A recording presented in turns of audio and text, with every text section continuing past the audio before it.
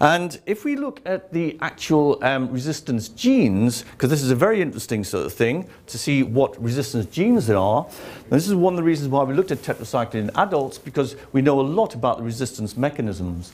And there are three main mechanisms of tetracycline resistance. One is an efflux pump. So as the antibiotic comes in, the bacterium develops an efflux pump and pumps it out again.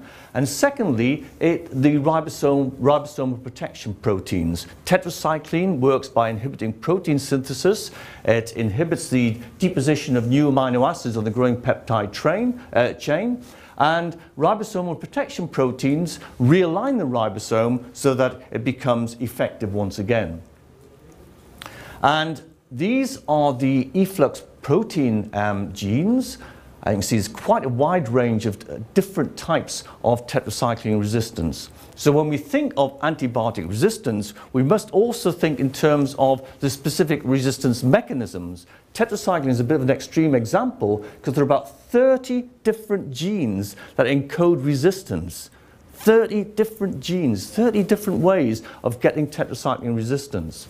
These are the efflux proteins, quite a high proportion, and the ribosomal protection proteins. There's also an inactivating enzyme, TETX, which actually hydrolyzes tetracycline, and then there's TETU, which works by an unknown mechanism.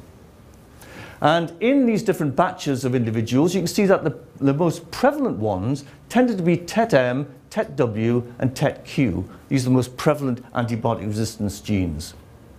And the distribution of these genes, again, widely distributed. Streptococci, things like other gram-positives, including the actinomyces, the gram-negatives, Neisseria, the gram-negative anaerobes, and so widely distributed amongst the different genera you find in the oral cavity.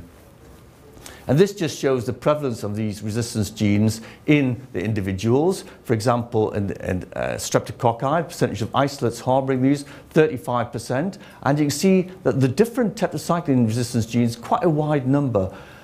The more isolates with more than one TET resistant gene, the 5 isolates had more than one tetracycline resistance gene. Now why, I don't know. It's quite an interesting question, because the presence of all of these antibiotic resistance genes carries a biological burden on the organism. The organism is slowed down in some way, and it has to compensate for that.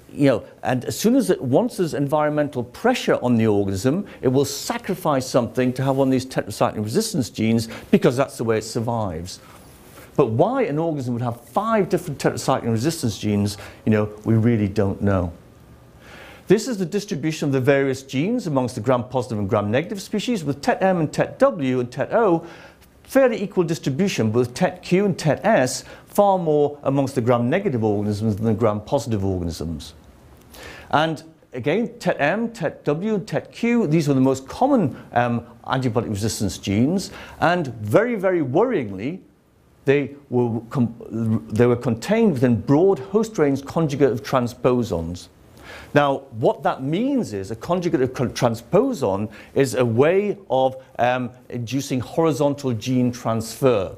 So these antibiotic resistance genes are within devices which are designed to transfer the resistance gene to other organisms. So they're highly, highly transmissible, and that's what's very, very worrying.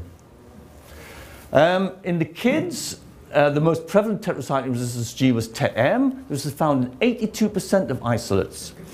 We followed up these kids for up to 18 months, and we found that the TET-M could be detected in 14 out of 18 children for up to 18 months. We didn't go any further simply because the grant funding ran out.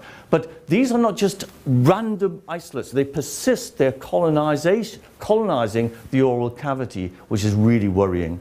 And TET-M was located within one of these conjugative transposons, showing it could be readily transferred to other organisms.